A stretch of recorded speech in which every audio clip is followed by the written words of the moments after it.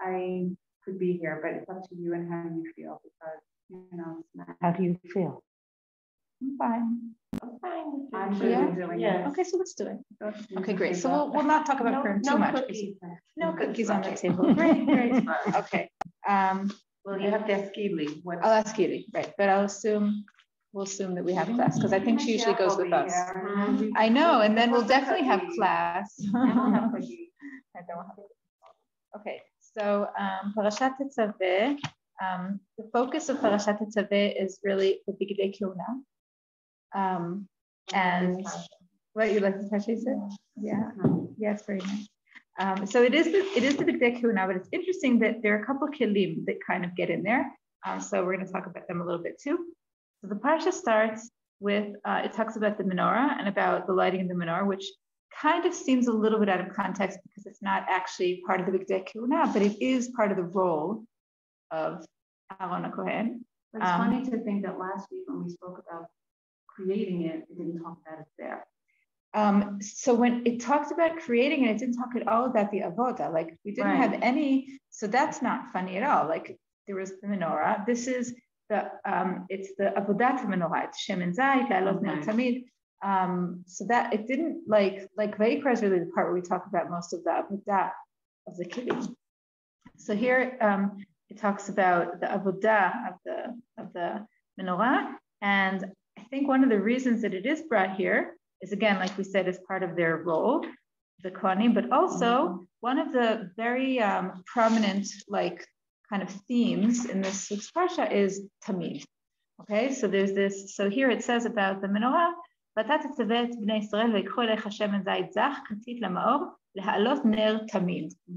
And we'll see that also inside the Bigdei Keuna, this tamid comes up, which is what I asked you last week.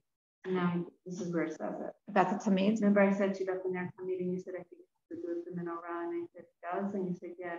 Now I see that. So right, there is a ner tamid the menorah, but I said there's a ner tamid and esh tamid, right? Right, but this is what I meant. Okay. So you asked if it's in the parsha already. That's what you're asking. No, but you had said you'll see when it comes to the menorah. That's what's talking about the ner tamid. Right. So I can, yeah. Okay. Okay. And we talk about it again in Be'alotcha, but yeah. And I want to say that there are two things. There's tamid and there's me'erev ad boker. So there's tamid, which is like a constant, always, always, always. And then there's kind of like a scheduling, like morning, evening. So I want to say there's like routine and there's forever. Okay. And I think these are two themes that we have in the Mishkan. What did you call the second one? There's and I don't remember what I called it, but there's routine, meaning like there's like a schedule. Like we'll see that also at the end of the parsha we talk about the olat tamid, which is the other tamid. Then also there's kind of these two. But wait a minute. If you're lighting something every night and starting over again and you do no thing, is it tamid? So the flame never goes out. The way they lit it, there was always a flame. Ideally, that was part of how it was supposed to be lit. Like they lit the frame from the old flame, and if the flame went out, that was like a really bad sign. That wasn't good. Okay. I think again, going back to Nes Hanukkah, that's part of Hanukkah, that the fact that it went out was a really big deal, and the fact that they could relight it was a really big deal. And yes, 8 days, 1 day, but it's not, the point isn't 8 days, the point is forever. The point is it doesn't stop, and that's part of the miraculous tamid in the Mishkan. There's this idea that it doesn't go out. Okay, and then it says, and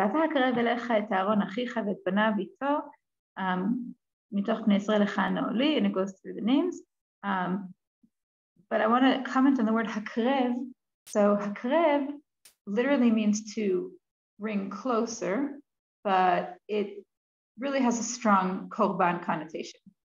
And obviously we don't sacrifice the kohanim in the way that they're, right? They stay alive, but there is to some level kind of like they become almost like a korban. Again, obviously they're alive, but their role is very intense and a big deal. It's a really big deal. And there's some level of, it's as if it's like, and then it says that so we have to create these special bigdei kodesh, these special holy garments, and the two words they kind of contain the purpose of these clothes. Okay, so one of them is lechavod, and the other is tiferet. Okay, so kavod is honor or a role, and tiferet is glory and beauty. And I think that the Netziv talks about this. I didn't bring him, but he talks about how the role of the kohanim was both to represent Hashem, but to also, it's kind of like a very fine balance. Like they have to look mesudar, they have to be put together, but remember that it's not themselves they're representing Hashem. And I think in general, Judaism has a lot of this about how our leaders have to have this fine balance, right? We have to respect them, and they have to be personas, but they have to remember that it's not them. It's not the role. The role doesn't stand on its own. The role has to be a representation of Hashem. And I think it's very clear in this week's parsha that the Kohanim, it's very much that way. And going forward in history, it doesn't always work. Meaning there are Kohanim that don't understand this. Right? We know that Eli's sons did not understand. There were Kohanim. Later, there were many Kohanim that sinned and that, benefited from the role and didn't understand that they're just, right, messengers. But I think part of what this week's parsha really talks about is that they are, we'll see it again and again, they're lifnei Hashem and they're representing Hashem, and this is what it's all about.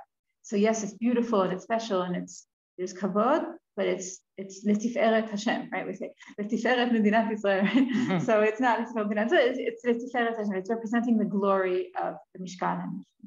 I always thought years ago, I always thought that the Kohanim were always in the Beit HaMikdash. And then I found out when the Mishkan was maybe 2 weeks out of the whole year because it was a rotation. So they would get called and they had their... They had miluim. Yeah, so like miluim, you had to do big day kuna sitting there waiting, and then you call you up, and then I didn't know. Right, but the Kohen Gadol was really... Right. I mean, he had an understudy, but in general, it was always there, right? If he were tamed, then someone would have to, take over, but he was on. Okay. And then it says so I love these words. So the people who created these garments were called chachmei lev, and someone pointed out to me once that this idea, these words often come together, and maybe she said they always come together. I'm not sure I don't know, but they're chachmei lev. They have some kind of wisdom that's not necessarily in their brain, right? We always think chachma is here, but it's chachmei lev. There's some kind of, I don't know if it's intuition or it's some kind of like creativity or whatever. It's not creativity because they have to follow, right? We said it has to be exactly like Hashem said, but it's some kind of ability to connect, to connect this wisdom to the practical world. And it says also they were out in the desert. I know, where did they get all the materials? So I forget who explains this, but there is a commentary that explains that there were like caravans coming through, and they bought things from like they were like merchants that would, and think about it, there's a desert, but there's 600,000 people there. So they're probably there a lot, all these merchants. Like they know this is their big break. It's like the Gazlan, when you go on a tool, suddenly there's an ice cream truck. So this is like in a bigger way that they know that they're there. I forget who says it. I think maybe the Ramban or the Ibn Ezra, one of the classic commentaries. I thought everything was provided for them from Hashem. But so there is a midrash that when this need to buy and to, Well, I think some of the things they got with them from Mitzrayim, like when they took the Rechush Gadol, so some of the materials they got from Mitzrayim. And there is a midrash that Yaakov planted trees when he went down to Mitzrayim, and those are the trees that they used for the Kashim. But again, I forget who says, one of the classic commentaries talks about how they had to buy some of the materials from the Pashas caravans. Yeah. Okay. So then it goes through the list. So let's just quickly go through the list. We're going to see them in a minute. So these are the bgadim, right? So there's the choshen. We're going to go through them in detail in a minute, but this is the list. Choshen ve'efod u'me'il u'ktonet tashbet u'mitznefet ve'adnet Okay, so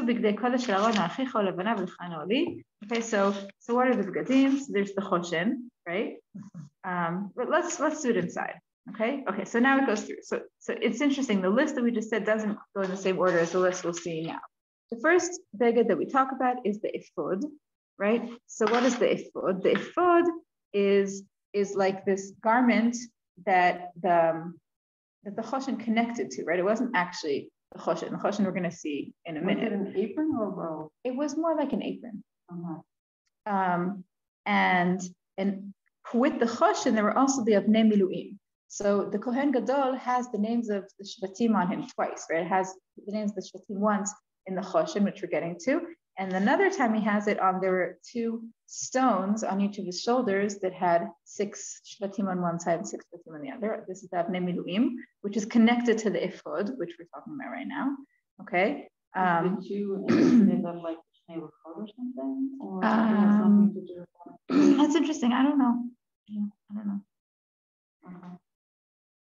But they're called Avnei Zikaron Livnei Israel, and it says, "V'nasa Aharon et shmotav lifnei Hashem, ashtek tefutav lezikaron." So he carries Am Yisrael on his shoulders before Hashem lezikaron, and it says this a few times that he represents Am Yisrael before Hashem, but this is the first time. And then it says, "V'asita mishpetzot zahav, u'shtei sharshorot zahav tahor mugbalot la'aseotam ma'aseh avotot." So that this now describes, according to Rashi, it describes like the structure that the choshen would be on. So there's mishpetzot. It's like this kind of, Rashi explains it as like a gold plate with grooves in it that the stones will fit into. That's the mishpetzot zahav. Okay, but it's interesting that this is like a thing on itself. Like it itself is a beged, right? Mishpetzot zahav. It's beged, but it has its own explanation. And then on it, so then, in addition to the mishpetzot, there's the choshen, and the choshen has the stones, right? And it says it has arba'at turim, right? For like columns, and this is the term of right. We talk about the tur and the Shulchan Aruch that have arba'at turim. This is where it comes from. There are 4 turim in the choshen, right? So that's where, right, arba'at turim comes from. Also, it says choshen mishpat, which is also one of the turim, but anyway, and it goes through the different names of the stones. We can go through, but I don't really know what to say about them. I don't have so much to say about the different stones.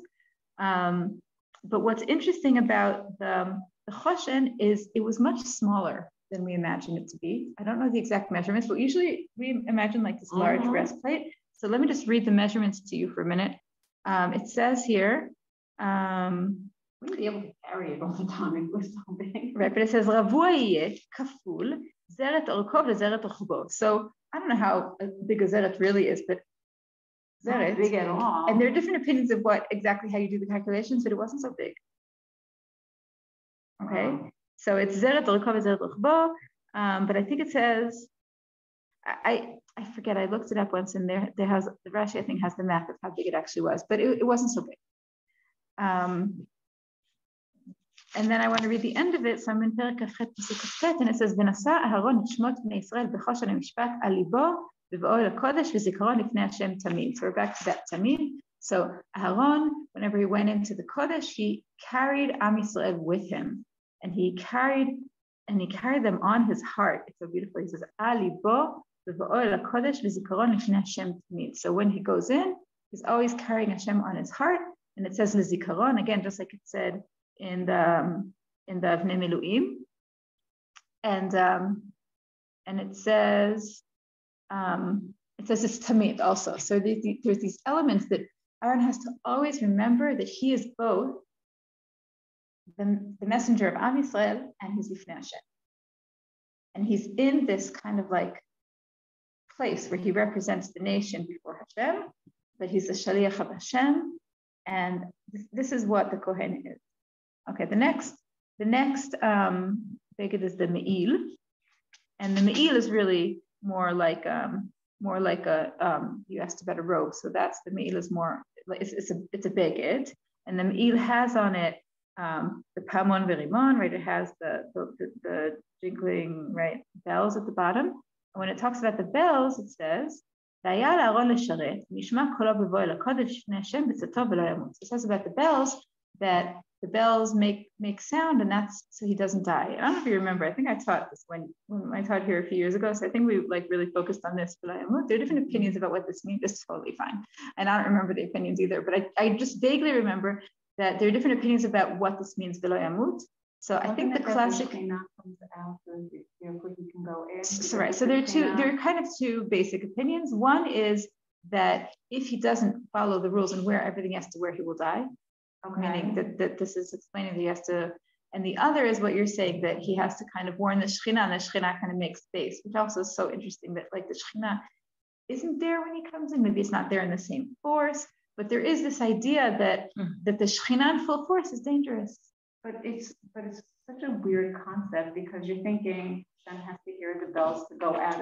It's like a very weird thing that he needs a warning. He's coming. It's just. Yeah, I don't know. I hear you. That's why following the rule. So you can go with the other explanation. What does it say there? It says the bells that were attached to his hem and that rang whenever the Kohen HaGadol walked reminded listeners that some kinds of speech should never be heard. Interesting. On Shabbat, he was allowed to wear it too. That's a really interesting question. That is very interesting. But then there were things that they were able to do as far as but then they also were lighting things for Shabbat because when they were doing Avodat Hashem in the Beit Mikdash, they were allowed to. Now we can't. So really, right. So it's important. The Mikdash has the structure. They didn't build Mikdash on Shabbat. They had to stop from building, but they did do the Avodah of Shabbat. I don't think they actually lit the flame. I think the flame was always lit, but they did. They were coconut. Yeah, no, for sure. Yeah. It is interesting though that the Kohen Gadol didn't always wear all the begadim. There were different times where, like how Yom Kippur he takes it up, he puts it on. It's right. There's Bigdei Zahav and there's Bigdei Lavan. Right. Every Kohen has the 4 begadim that were not Bigdei Zahav. Only the Kohen Gadol wears the 8 begadim. And there were times that he wore them, many times he didn't wear them. But it is a pretty drastic thing to say that if he forgot to put something on or something wasn't more completely the way it's supposed to be, then you die. In general, in the Mishkan, any little detail that went wrong was really detrimental. So did they necessarily die? Depends. But like Nadav and Avihu, right? Something a little bit wrong in the Mikdash is it's serious business. It's playing with fire. Okay, that's the me'il, and then the tzitz. So the tzitz, right, is right like I can't think what's called in English. It like goes on their forehead, right, and it says the head plate. The head plate. Thank you. And it says also v'aya al metzach Aaron v'nasa Aaron et avon hakodashim asher ikdishu v'aya al mitzchot tamid. Again, it says tamid. So before we said about the choshen was on libot tamid, and also here.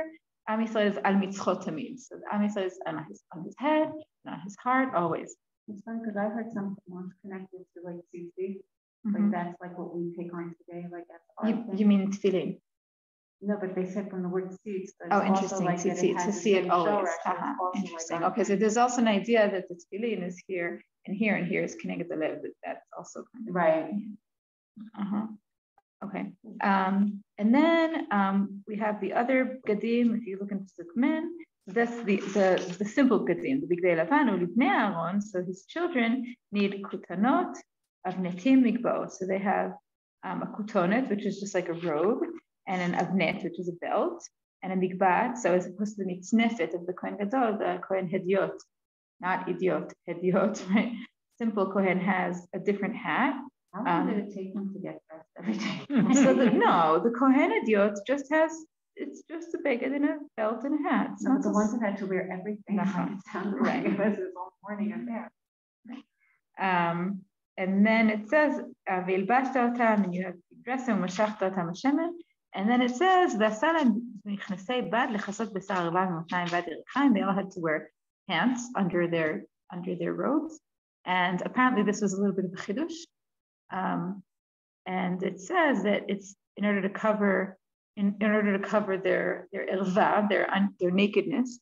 And I think that part of the big deal here is that some ancient temples, part of their worship was sexual. And here it's very clear that that's not our worship and that our sexuality is covered in the Mishkan. Not that it's nasty or evil, it's just not appropriate there. And then the last pasuk says, so all this clothes they have to wear when they come. So again, it says if they don't follow these rules, they will die. And chukat olam, this is the rule. This is set in stone. And I think part of what chukat olam also means is it doesn't necessarily make sense. Chukah, right? This is the rule. Period. Understand it? Don't understand it? This is it. And in general, the word chukah, I think, is more common in the world of the Mishkan, that it doesn't totally go by the rules of nature. It's like a different set of rules. That's I think, what the word chukah here connotates. Then we have the hakdashat delim. There's like a ceremony where they kind of become initiated.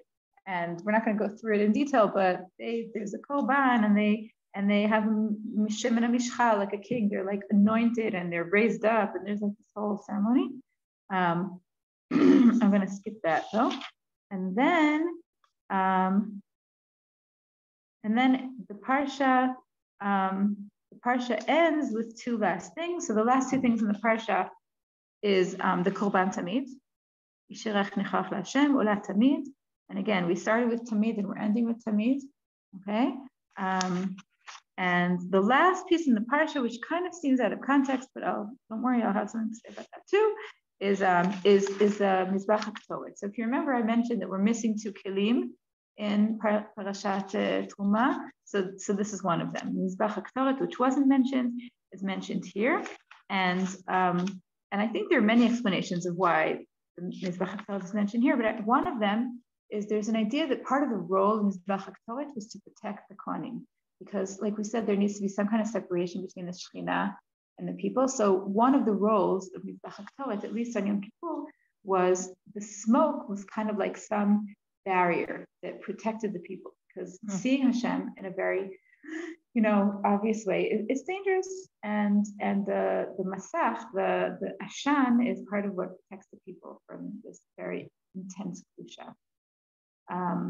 But again, I think that this parsha is really like sandwiched and riddled with this idea of tamid, of lifanai tamid. And I think that's what this week's parsha is really telling us about the Kohanim. That's their role, to be lifanai tamid.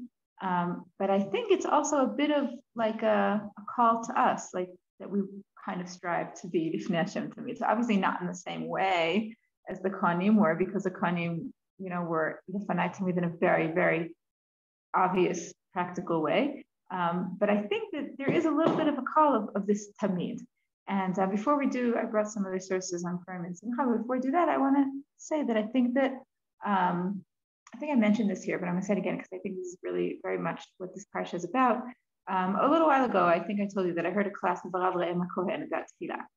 And he talked about the difference between the Mishkan and the Bamot, or the Mikdash and the Bamot. Right? So we know that throughout the Nevi'im, there are many generations that Mamash sins in the Avodah Zarah, but there are many generations that it'll say about the king, they'll say, they didn't do Avodah Zarah, meaning they did a pretty good job, but they didn't totally get it right. And what did they not get right? So the way Avodah Zarah works is everybody has their own temple in their backyard. They have a temple, they have a mizbech, they have an altar, and whenever they want to give a korban, they say, hey, got a present for you, it's right here. Right? And Am Yisrael was commanded not to do that. Am Yisrael was commanded to only worship in the place of worship, only worship in the central location, be it the Mishkan or the Mikdash, and not the backyard temple / altar. Right? And that's what the Bamot were. The Bamot were not Avodah Zarah, but they're worshiping Hashem in their own backyard. So Rav Re'em said that there's something kind of appealing about the idea that I have a little altar in my backyard. Hashem's very accessible. He's right here. But the problem with that, there are two negatives. One is the centrality.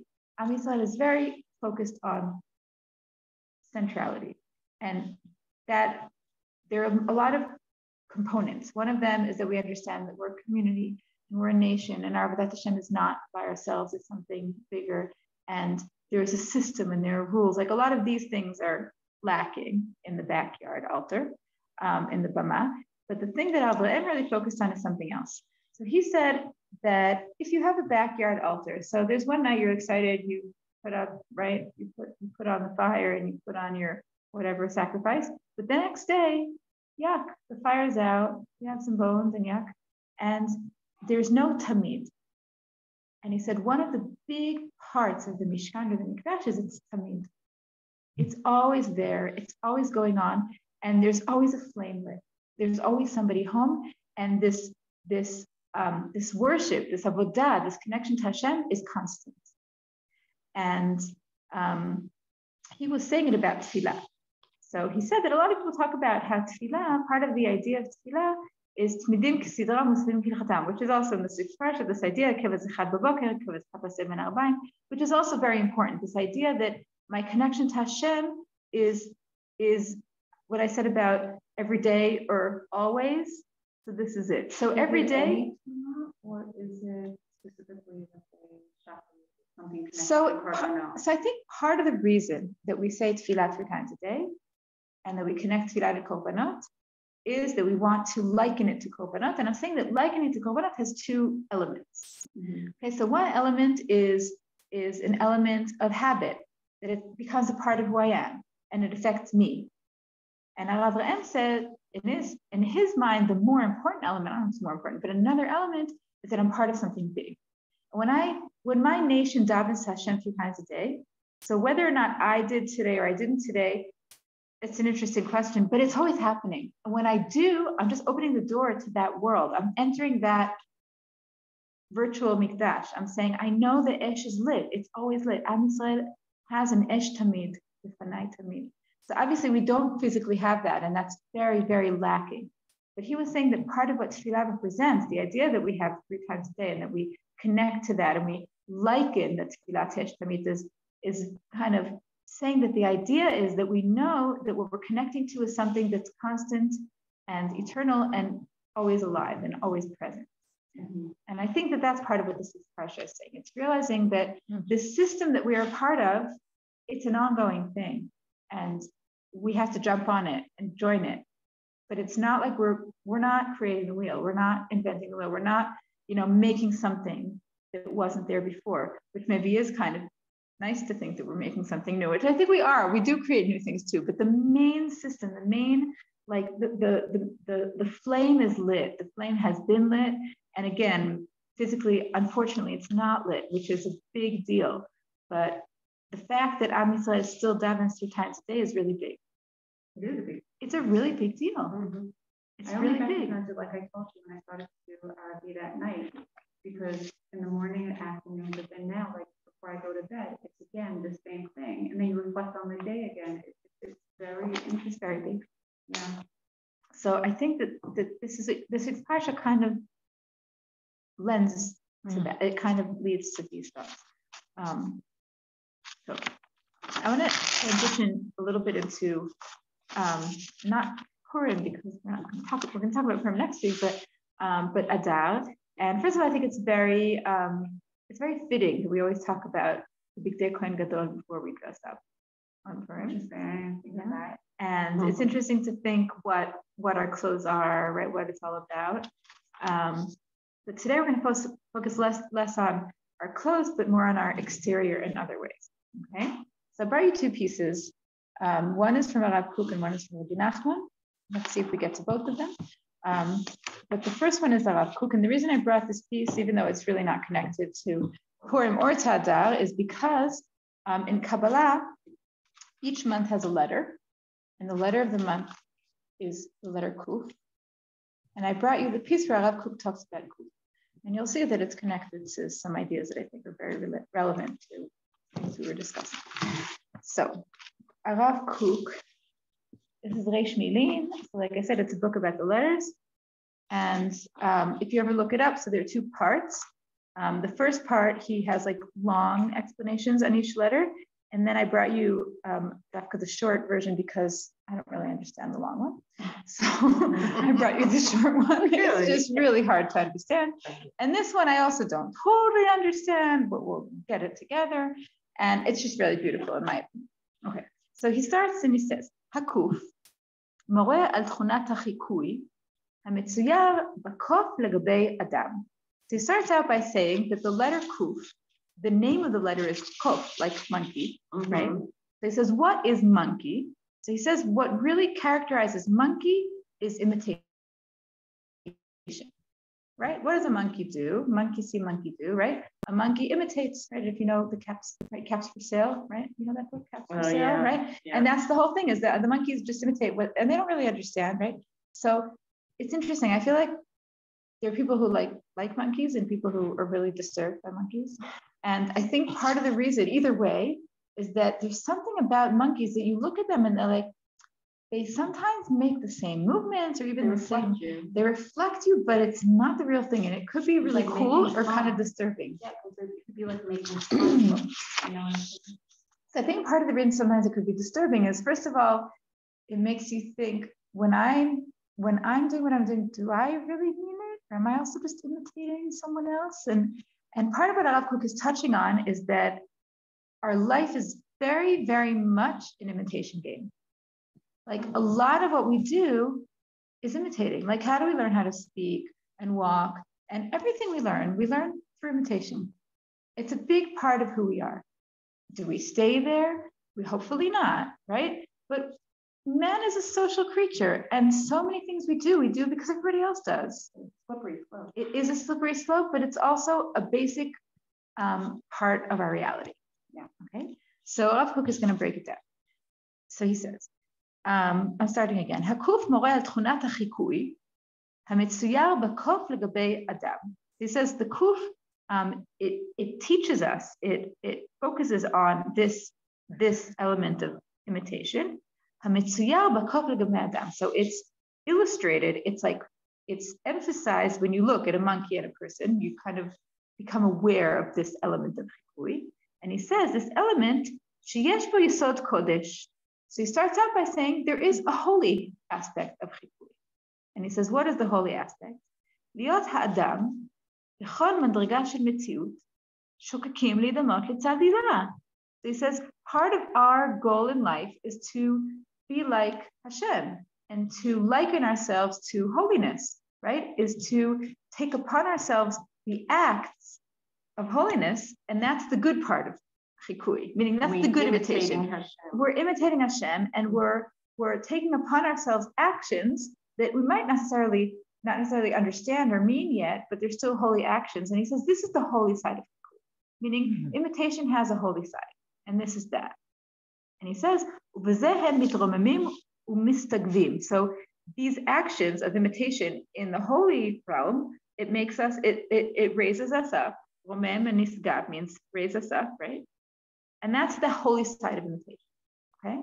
So he says, part of becoming more holy to improve ourselves is also based on imitation. Not also, it's based on imitation. And how do we know what to do? Because we see other people doing it, or because we even read it in the rule book. But I just want to say that the statement that it's based on imitation, part of the assumption is that when I act, so my action is not 100% infused with meaning all the time, right? A lot of times my action, I'm getting there, right? I do it, I take it till you make it, right? Like not every time that I daven am I having 100% kavana. Not every time that I wear the clothes I wear do I totally feel so excited about choosing to wear tzanuah clothes. Like a lot of the actions we do are not always 100% infused with meaning, right? And I think Rav Kook is broadening the word imitation to all of those actions, meaning any act that's not necessarily 100% intentional, I think he's going to call chikui. Okay, but he says it's fine, it's great when I'm striving to be right. Okay, now he's going to say the others. V'yesh bo yesod chol. There's also, he doesn't say a negative side, but a mundane side. Shemimenu ba kol ha'yirida shel haklal v'haprat. So he says the mundane side, it has a negative.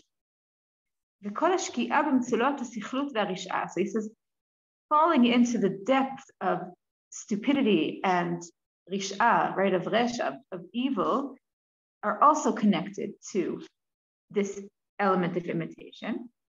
And he says, when does that happen? He says, when you think that the act is everything, and you're not trying to infuse it with meaning, meaning when you're focused only on the external act, that's very dangerous. Okay, and he says that, and also ve'eno choder letoch hitromemut hapnimit. So he says when we just act and we don't strive to infuse the act with meaning and to infuse the act with inner enlightenment, with raising up the pnimiyut, he says that's when chikui is very dangerous and could lead to very not good things. So again, he's continuing the sentence, and he says, I'm going to stop here for a second. I'm not sure I'm going to read the end. I want to start just by explaining this.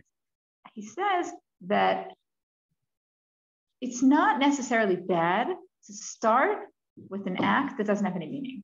But when we forget that the act has to have meaning and we just leave it at that, that's very dangerous. And I think he's also suggesting that sometimes when we want to be someone, like if I'm acting just because I want,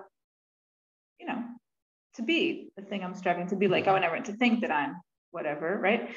If I do mitzvot because I want to have the status in society, right? Let's say somebody wants to be a leader. They know they can't be a rabbi if they don't go through the motions, right? And obviously I'm not talking about anybody specific, but I'm saying that a lot of times in life, we focus on the goal that's not the pnimi goal, it's the external goal. And he says that's the negative side of chikui. The negative side of chikui, again, of the external act, is to forget that the purpose is to fill it with meaning. And he says, as long as we're striving to fill it with meaning it doesn't have to be filled with meaning right this second, but we know it needs to be, and we know that's where we're going, then it's great. And then having acts that don't necessarily have meaning right now, that's not negative. It's okay, it's part of life. But when we forget to fill it with meaning, that's a really big problem. And I think a lot of times in today's generation, I live in Dakos. I feel like I live in like the world of authenticity, right? Everything has to be authentic, right? So on Friday night, we had a couple over, very, very sweet couple, and they were talking about how they grew up in like very firm homes and they were forced to do all kinds of things like in Judaism. And now they need to make their own choice. And now obviously they're doing some things and not others, but like they feel, the way they were presenting it is that like, if you needed to be authentic, you need to stop, right? Because you can't be authentic and continue, right? And I feel like we have this fear today. What Rav Kook is saying, we're afraid of the thing he's talking about. We're afraid to be fake, right? We're afraid to just have the facade. But he's saying it's okay as long as you remember where you're going. And it doesn't mean that it's not going to be real. Like the fact that you do something before you're there doesn't mean you're not going to get there. But he says it's this chikui. Like your fear is well-based, meaning the fear of this modern new age authentic generation, it's very real because sometimes people stay there. And I think sometimes we look at situations we've been in or people that we see that we feel like it's not, it's kind of fake. And then we say, I don't want that. And Al says, you're right, we don't want that. But that doesn't mean we have to start all over and erase everything. That means we have to strive to fill it, to infuse it with meaning. And I think part of what Chodesh Adar is about is elevating this element of chikui by two things. First of all, by choosing what we want to be. Like it's okay to say, I want to be like him, or I want to be like that. I strive to, take upon myself these structures of action. But along with that, we strive to always better ourselves and to always infuse it with that meaning and become suited to it. Like again, costumes, right? So we used to talk about how sometimes a costume, it shows like what you really want. Yesterday we had tichel day and seminar working. So all the girls suddenly had tichot on all day long. And one of the teachers said to me, is the way they're wearing their tichel like showing us how they're planning to wear when they get married? So I said, sometimes it is and sometimes it's not. Sometimes it's showing something that they kind of sort of want to do, but never would. But, I remember when I first, we were engaged Purim time because we got married on Rosh Chodesh Nisan. And that Purim, I wore a tichel with my hair out because I know I wasn't actually going to do that, but like I needed to try it out. Like I just needed to get that out of my system. So I feel like dressing up has both sides, right? It has something that's like totally not me that I need to, right? But I think that part of Chodesh Adar is exploring that, is coming to a place of raising up that element of like that gap between the outer, the exterior, and the interior, and both raising up what I strive for exteriorly, is that a word? I don't know, and internally. And I think that again, it's about harnessing this ability to imitate externally. Thank you, that's the word. and it's about harnessing the imitation tool, but not leaving it at that, and striving to make it real, to make it me, to make it where I'm really at. But it's an ongoing journey. It's forever. And there's a story I love to tell, but I don't remember which Rebbe it's about. But there's a Rebbe that they used to say that when he davened with such fervor, and everyone just assumed, everyone wants to be like him. And one year he said, I also wish I were like me. Meaning, sometimes you get into a certain motion and you do things a certain way, and sometimes you mean it, but you don't always mean it, but you're striving to mean it, and that's okay. It's okay, because as long as we're trying, it's okay if I don't mean it every second.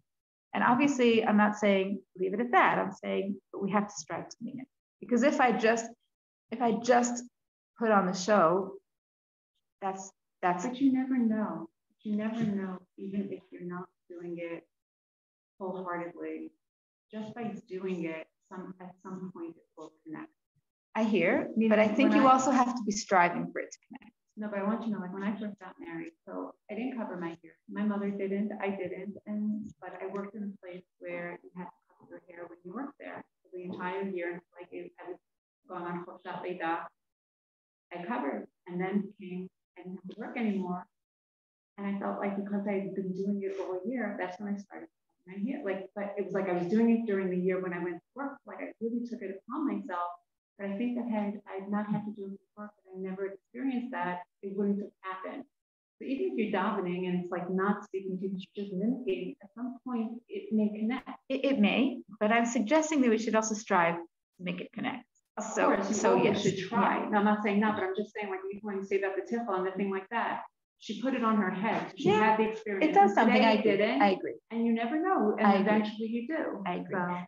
But I think that part of what Adal kind of contains is that complexity between, the imitating and the going through the motions of doing the act, right? And understanding that sometimes an imitation, but also striving to this idea of the monkey. So a lot of Hasidim talk a lot about how.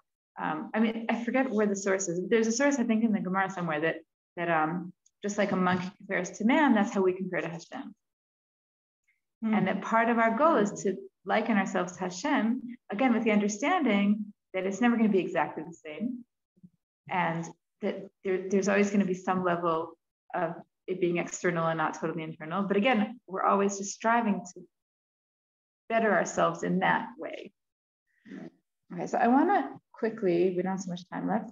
I wanted to learn this piece of Rabbi Nachman. It's a really beautiful piece. I'm not sure if we'll do it credit, but we'll try. And I'm going to transfer the ideas we said about external, internal, whatever, to Simcha. Okay, so this is Likutei Moharan Tinyana. It's Likutei Moharan has two parts. This is the second part, and it's Torah. מה שהעולם רחוקים מהשם יתברך ואינם מתקרבים אליו יתברך הוא רק מחמת שאין להם יישוב הדעת ואינם מיישבין עצמן. So Rabbi Nachman says all of our distance from Hashem all stems from a lack of Yishuv Hadat. And he says, what is Yishuv Hadat? He starts out by saying, Ve'enam meyashvin atzman. Okay, so he says that our distance from Hashem comes from a place of being unsettled. And I think that even before we read on, there's something to that, right? Like when we're unsettled, it's very hard to connect to Hashem. When we're like not stable, when something, right? But the word Yishuv has a few meanings. Okay, so the basic meaning, the pshat, is yishuv, like to sit, like settled, like I said, right? Like a yishuv. We live in a yishuv. It's a settlement, right? But the word yishuv also relates to the word tshuva, okay? Both in the meaning of an answer, meaning question answer, right? And also in the meaning of tshuva, return, okay? And he says part of what brings us closer to Hashem or keeps us away from Hashem is lack or not lack, right? Is either to have or not have this idea of Yishuv Hadat. Okay, so he says, Vaikav, and how do we do this? To try very hard to liyashev atzmo. Now, literally, liyashev atzmo in this formation means to sit, but I think he's already going more to the answer. Okay, but I think he's playing on both. So hold on a second. And he says liyashev atzmo heitiv, to very carefully answer or make the answer really settle in ourselves. Ma tachlit mikol hatavot mikol yinenei olam hazeh. So it says, how do we come to a place of yeshuv hadat? He says, when we look at reality, we try to think where it's all going. And I always think about this piece when I'm driving in traffic, right? Not always, sometimes. I think about this piece. The first time I learned this piece was with the Rav Erez Moshe Doron. So he says, the Mashal, I'm going to say now. So he says, you're on your way to somewhere, right? And there's a car in front of you, and all you want is to get in front of that car, right? That's all you want. You get in front of the car, then you have to get in front of the next car, right? Then you want to get past that light. You want to get to wherever you're going. I don't know, Rami you work, wherever you're going, right? And then you're waiting the whole day to get home, right? We're always waiting for the next thing. And he says, in order to really have yeshuv hadat, you have to take a step back and remember that where is it all going, right? What is all about? What's ma tachlit? What's the purpose of all of this? And he says, when you manage to really do that, it's not easy. When you manage to really do that, it gives you some level of yeshuv hadat. And this reminds me, I probably said this here because I like to say this, but you can stop me if I already said it. But during Corona, there was a lady whose name I don't remember. I really should have forgot because I mentioned this all the time. There was this lady who, at some point in her life, she got married, and her husband became Siudi. He became very soon after they got married. So she had the situation where she had her husband and her children, babies, like she was taking care of all of them, and it was very hard. And I think today he's already a little bit more functional, but whatever it was a very difficult time in her life. And she learned how to cope with it. And she became like a mentor for people coping with difficult situations. So during COVID, she was like all over the news, giving people like her tips to cope with things. And she had a lot of really good tips, but the one I'm going to say is related to this. So she said that often when something really big happens, like we have a really big challenge, we manage to deal with that one. But often like the little things, that's where we fall. So like the example she gave was like her husband is, right? He is in a really bad place. And I mean, whatever, he was physically very, very limited. But the things that would, the things where she would like feel fall apart were like the kid missed the bus or she burnt dinner, like all these little things, right? And I think often this is true. And she said that one of the things she does is she teaches people to focus on if problems are big problems or little problems. So she said, what's a big problem? A big problem is a problem that will affect me in 2 years. A little problem is a problem that won't affect me in 2 years. My kid missed the bus. We'll get over it. In 2 years, I'll totally forget he missed the bus, right? I cut my kid's hair. It's not straight. It'll grow out, right? So the idea that I can look further ahead and say, it's okay, right? This is not a big deal. And I always think about this when there's a piece I teach in Chassidut that talks about how you're supposed to look at everything in the world as equal. Baal Shem Tov talks about how like relating to everything, it's all from Hashem, it's all good, right? So he says everything. If somebody shames me, I should relate to it differently, just like they give me a compliment, or if I have a really hard situation, I have to understand it's Hashem's will, right? So when I teach this in class and seminary, they're all like nodding their heads, right? Okay. And then when do they get upset? So I always ask them, if I know them, I know their lunch, but I don't know. They say, what's your favorite lunch? So I know in MMI, their favorite lunch is Schnitzel Tuesday. They love Schnitzel Tuesday. And I say, and the one they hate is, they call it Mystery Meat Sunday. Something, could it be meat? They don't know what it's going to be. They never like it. Anyway, so I say, this piece is telling you to relate in the same way to Schnitzel Tuesday and Mystery Meat Sunday. Yum. And that's when they go crazy, right? And I say, when you understand, when I'm talking about like big challenges, we can hear that it's from Hashem. But I'm talking about mystery meat, oh, forget it, that's not from Hashem, right? That's like ridiculous. And I think that's exactly what Rabbi Nachman is saying. He's saying that the ability to step back and say, oh my gosh, I know it's from Hashem, I know it's going somewhere, I know, we're sometimes able to like gather ourselves together and say that when it's really big, because the big things, they call us to arms and we pull it together. But the little things, that's when we don't want to gather arms. We just want to live our life. We don't want to start thinking about what the purpose is when I get a yucky, when I burn dinner, or, I just, come on, I just want it to work. And Rabbi Nachman says that Yeshuv Hadat is the ability to gather myself together and look at these little things and say, I know it's okay. I know where it's going. It's going to be fine. I know matachlit. It doesn't really matter, right? The real purpose, in 2 years, I'll forget this because matachlit is beyond these little things. And I feel like a couple of weeks ago, there's a musician named Daniel Zamir. Heard of him? He's this amazing jazz musician. He can't just flute, right? Saxophone. Saxophone. Okay, right. He plays. Okay, he plays two kinds of saxophone. There's the soprano and alt. The alt looks like it looks like a clarinet. No, the soprano, and one of them looks like a clarinet, or whatever. Anyway, so he came because there in Merkaz Arav, whatever years ago, I think it's already like almost 20 years ago, there was a pigua on Rosh Chodesh Adar, and the father of one of these children lives in Sukkot, and every year he brings like an event, like musicians at the Azkara. So Daniel Zamir was the one who had this year. So Daniel Zamir on Rosh Chodesh Adar, right? So he gets up and he sang the song of Afilu Bastara, right? The song of Rabbi Nachman, that even when it's hidden, that we know Hashem is really there. And then he said, I can handle that when you're talking about like a debt or I can't find parking, but like, come on, you can't say that in the big things. He said this in front of a crowd.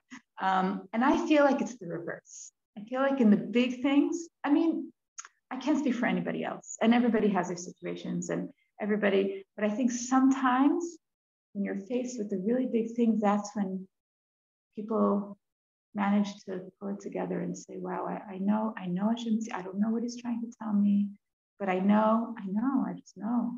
And the little things are the things where we forget. And I think that part of what Rabbi Nachman, we didn't finish, maybe we'll do it next week. But he talks about how part of the way to be close to Hashem, and soon he's going to say to be b'simcha, is first of all to be b'yeshuv hadat, and that yeshuv hadat comes from the place of saying matachlit. And that's what matachlit is. Matachlit is saying, I know there's a bigger picture. I know that I'm not trying to get past that car in front of me, vizo. I know that I'm going somewhere bigger. I don't know exactly where I'm going, but I know that I'm going to get closer to Hashem. And I'm going back to the monkey for a minute. I think that's the same story with the imitation. That when I remember why I'm doing this, that's when it's okay if I'm imitating or not imitating, whatever. When I remember that I'm striving to, I'm on a journey. It's not my own journey. It's a bigger picture. Then that's when the imitation is milomem. It raises me up. It's getting me closer to Hashem. When I forget that, that's when it gets complicated.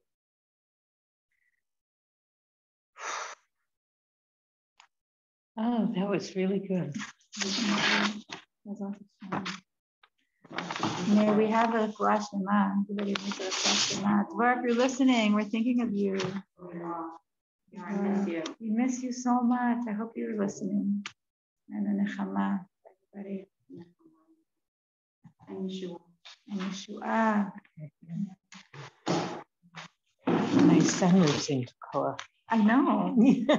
I want you to know this monkey thing is really how you look at last night. So the monkey's the right way, the monkey's the wrong way. And you have to be the right monkey.